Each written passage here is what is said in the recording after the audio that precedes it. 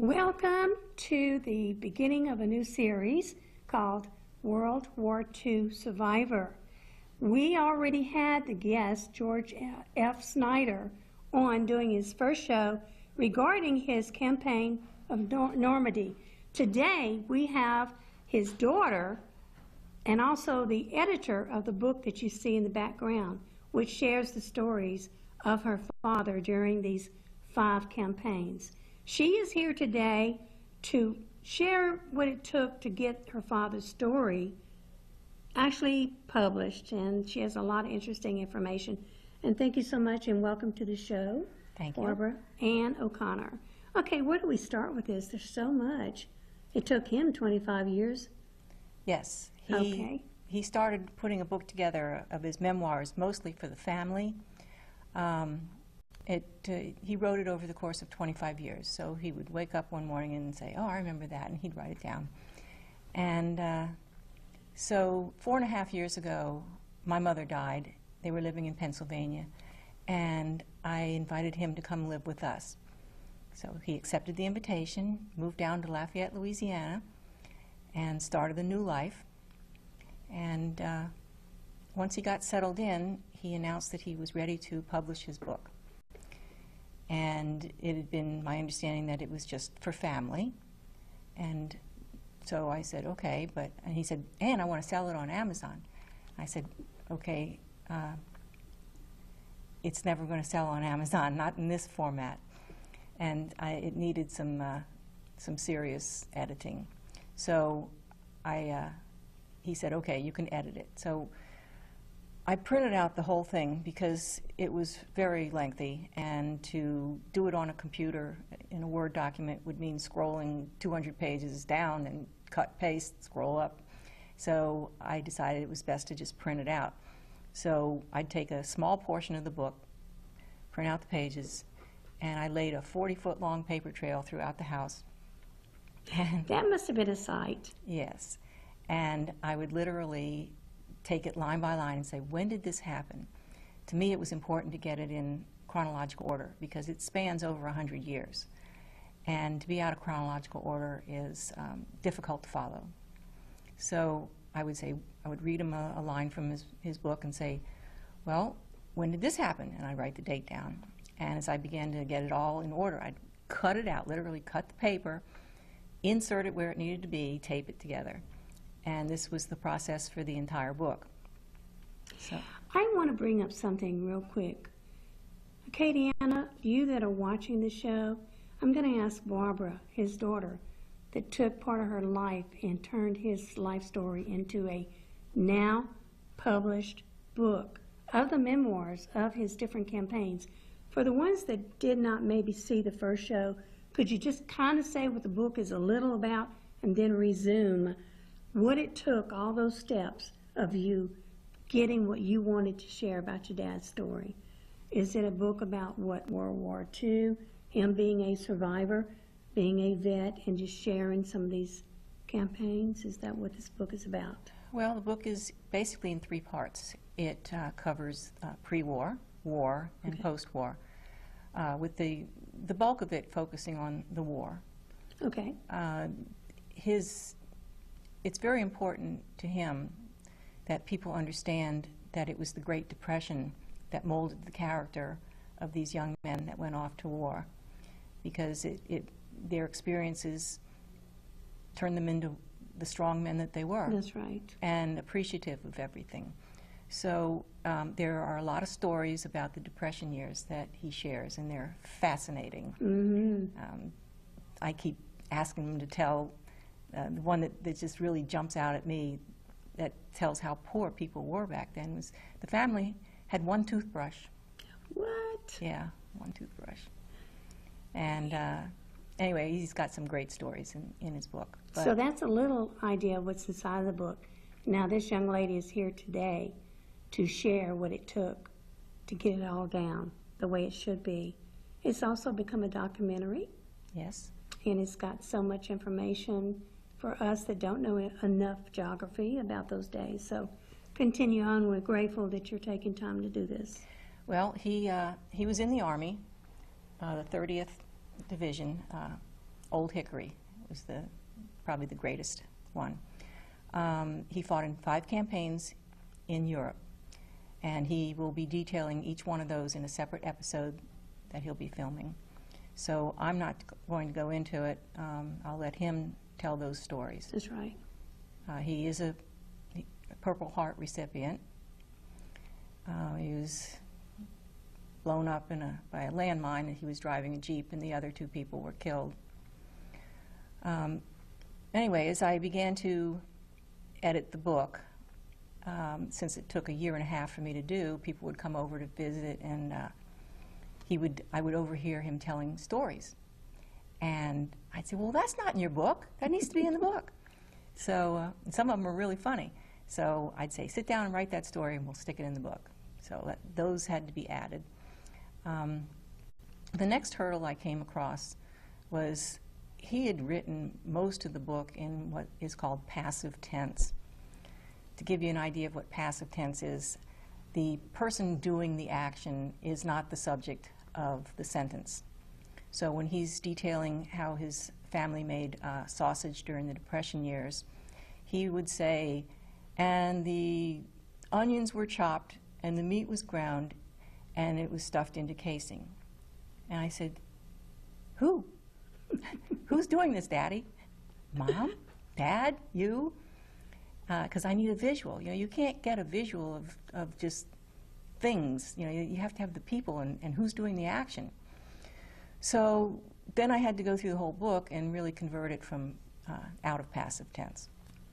So the other thing was, and this is a trap that most writers, even professionals, fall into, the use of pronouns. When he's talking about in the war, he'll say, and then we went to wherever. And I said, well, who's we? You and 2 guys? Or you, your entire unit? So, for clarity and to get a visual, I had to clarify who all the pronouns were. The next big hurdle, which was probably the biggest but the shortest one, was trying to get emotion out of them.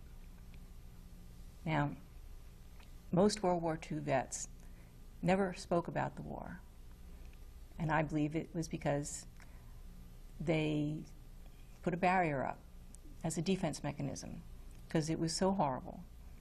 It wasn't a one-time catastrophic event that occurred over a couple minutes. It was 24/7, endlessly. And he got to see his friends blown up, and it was horrible. No one can survive that. And so the vets, all those young men, they dealt with it. It was a defense mechanism that went just beyond fighting the Germans. It was being bombed by our own people. Horrible mistakes were made, and hundreds were killed. And he'll be talking about that at St. Lo and then Malmedy. So it's this defense mechanism is critical to understanding where the mindset is for these World War II vets. And I am reminded of a famous line in the movie Predator with Jesse Ventura. And he's been hit, and his guy next to him says, "You're bleeding." And he says, "I ain't got time to bleed." Now, I think for the World War II vets, it was, "I ain't got time to cry." I think that's great. Yeah. Summary of that feeling at that moment, yeah. Yeah. While you're talking, I'm thinking about my little great-granddaughter who just came out of the service, and she came out a changed person. And there's just some things that did change her, and we don't dare bring it up. But your dad has so many corrections that he shares. He's got that honest, real, me-to-you truth and facts all in one page. And you, as his daughter, you lived through the years of his stories through his stories, right? Did you always know your dad in an active service? Was he in active service, or is this strictly long time ago stories that you're telling right now? Well, I never got to hear the stories growing up. Oh, okay. Well, There were very few World War II vets that ever spoke to their family about it. that's what I wanted to bring up. I thought I was missing something, but this is true. Yes. Yeah, so I got little snippets every now and then when the grown-ups, you know, they were entertaining, and maybe it was another World War II vet, and I'd maybe hear a couple of little snippets. But no, we were never told anything. So it's only as time progressed and we all got older that this inspired you.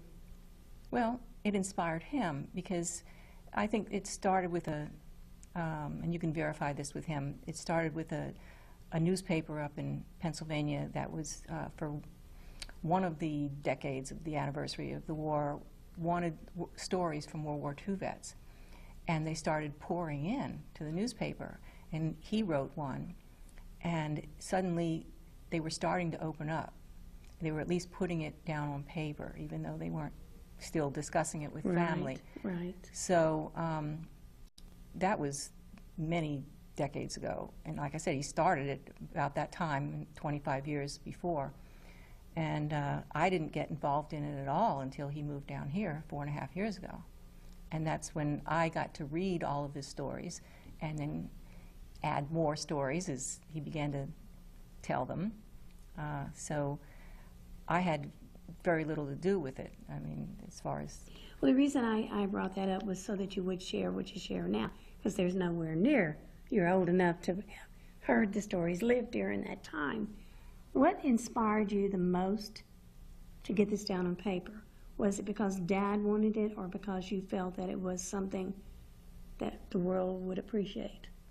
Initially, it was because that's what Daddy wanted. Mm-hmm. It was very important to him, and like I said, he thought it was going to be a book just for the family, but then he realized that so many people wanted to hear it, and so it expanded. So it took you a year and a half to add stories that are in the book, and you're probably still hearing stories that are not in the book, but yet you are still part of his marketing techniques. What do you do as a daughter? You've taken all these notes, and I can see right now, and I got to bring it up. You were a guest speaker sharing with your dad at a local Writers Guild of Acadiana here, and you showed us that book when you talked a little bit about editing.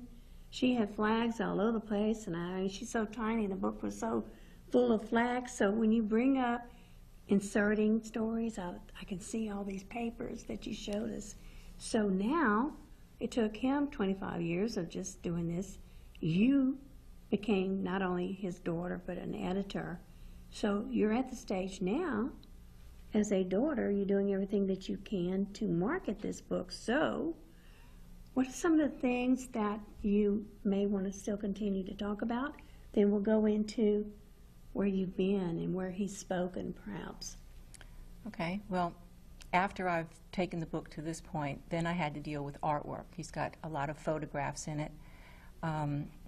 Most of them were his, but then there were other photographs that I had to get copyright permission to use. So that took some time to track down the copyright owners.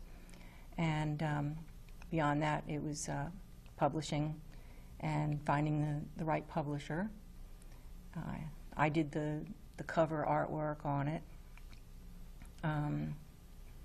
Okay, so you used a publisher to take what you had already.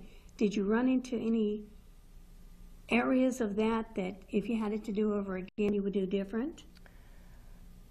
Given Putting the the book amount together. given the amount of time that it has taken, I did have a sense of urgency. He was 92 at the time and desperately wanted this book published. To get a real publisher, as opposed to self-publishing, Right. takes a lot of time. And to him, it was most important to just get it out immediately. So I chose to go the self-publishing route, which means I'm in control of everything. Right. All the artwork, the layout, all that. Hand it over to a publisher, a real publisher, they take over. You send them the manuscript and they do everything. But it takes so much time. So I honored his wishes. I would still like to get a real publisher, only because they have the distribution. That's right. He gets a lot of orders from Europe, because in Europe, World War II is still in their consciousness. Here, That would be people have amazing. forgotten. So we get orders all the time. But to ship one book to anywhere in Europe, my cost is $22.50.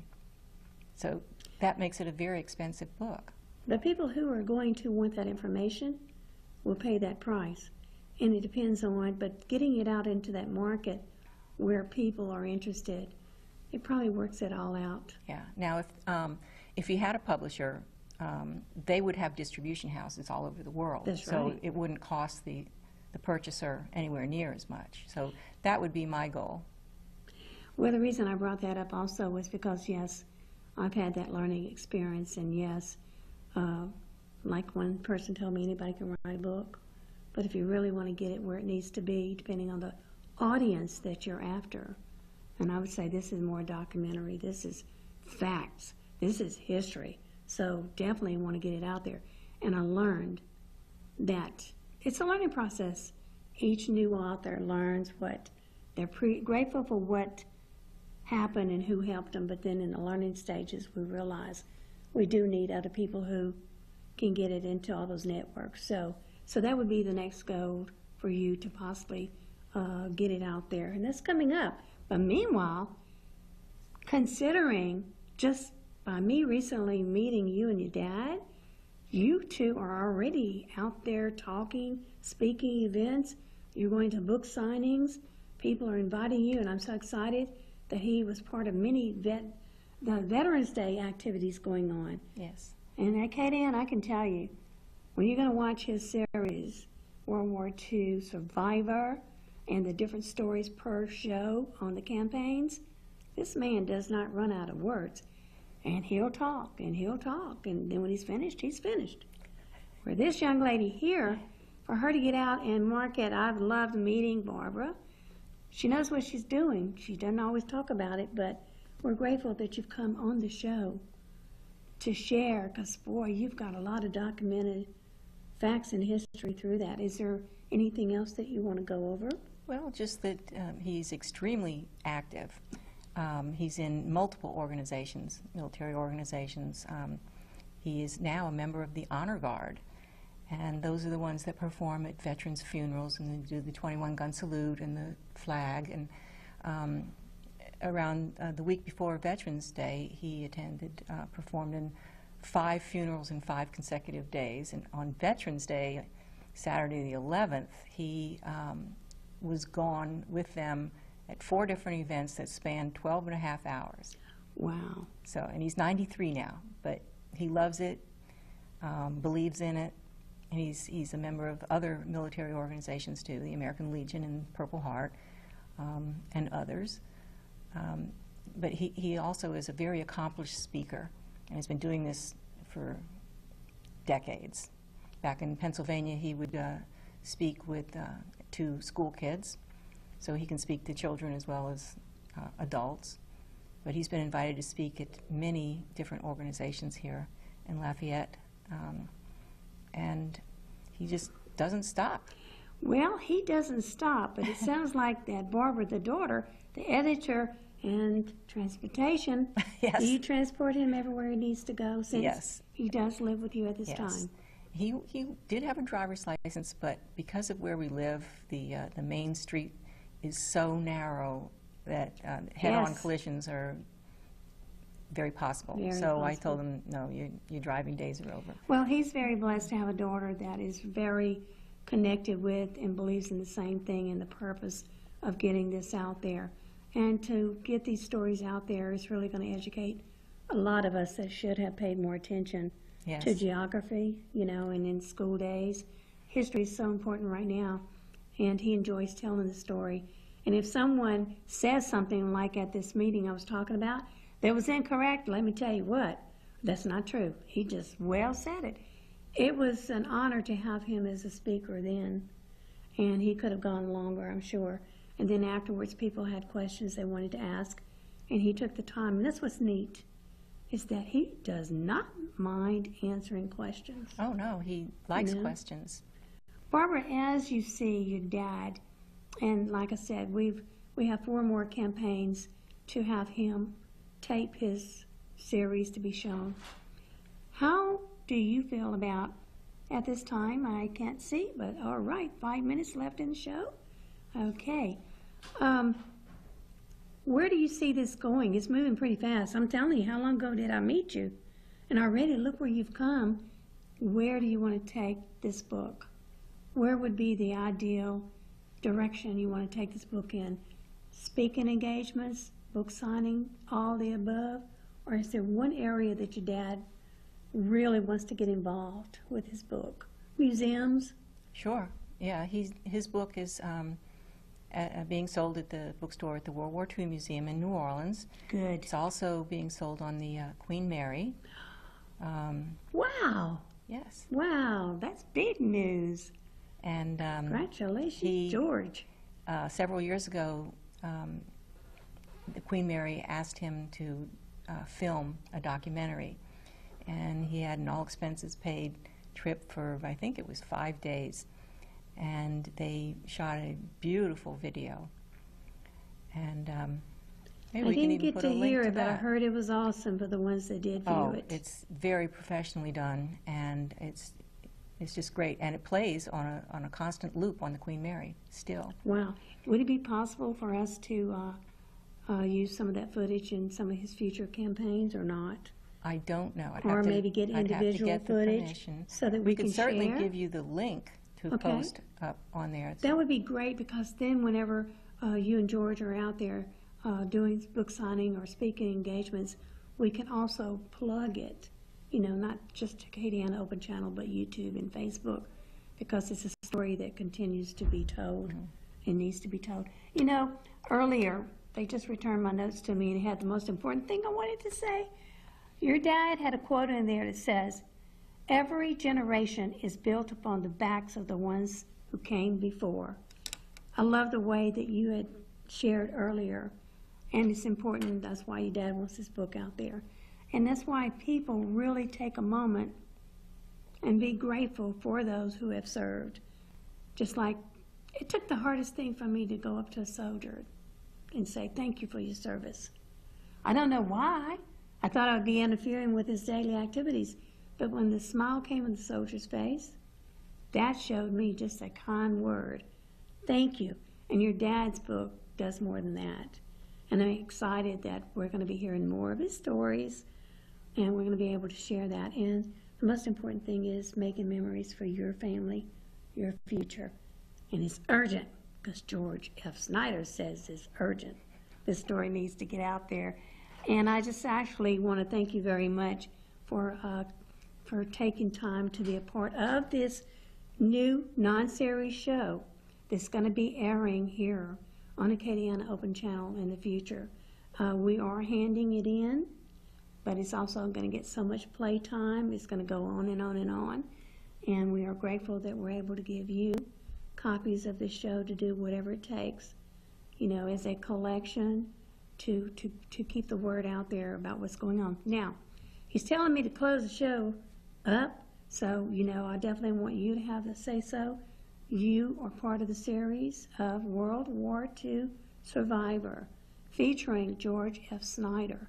But you're the daughter who got behind this book and became the editor. And so, therefore, is there anything you'd like to add as the rolling credits start to come up? How much it's meant to me to be a part of this.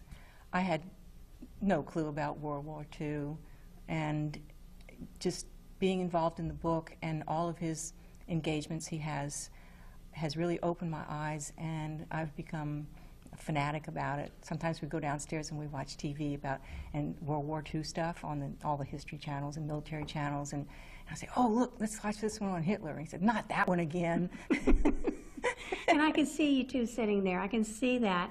But you know what? It's amazing, because it's got to make you appreciate your dad even more than you already do. Yes. It's got to make you even more prouder. And it's also got to be awesome that you're actually being part of history right now by helping with this. this book and getting it out there. Well, I'm not really sure how much is left in the show or if we're going to do any rolling credits, but I do want to thank you very, very much. Okay, and we still have a minute left. So, Acadiana, we want you to be sure to know to look forward to Acadiana Open Channel, and be sure to check out if you don't know and don't remember this information. Just contact AOC and ask them, when does Survivor, World War II Survivor play? And you should be able to get all that information. And I want to thank you again for coming on the show. And it's been fun, and you did a great job, and you could have done a whole lot more.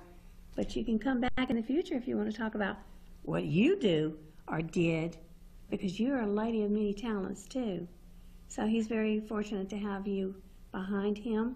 And I want to thank you again, Barbara, for coming on the show, and the rolling credits are coming to the end. And also, too, to thank you for that supportive husband that you have that is encouraging you and being a part of the conclusion of everything. So I'm grateful that he is for this project. So as the rolling credits are coming to the end, you will be having, what, any certain kind of event coming up soon with your dad?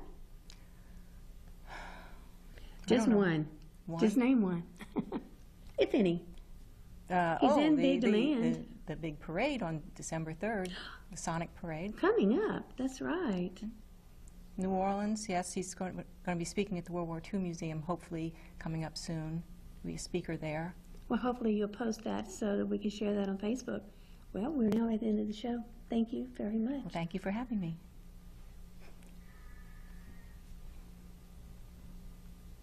Okay.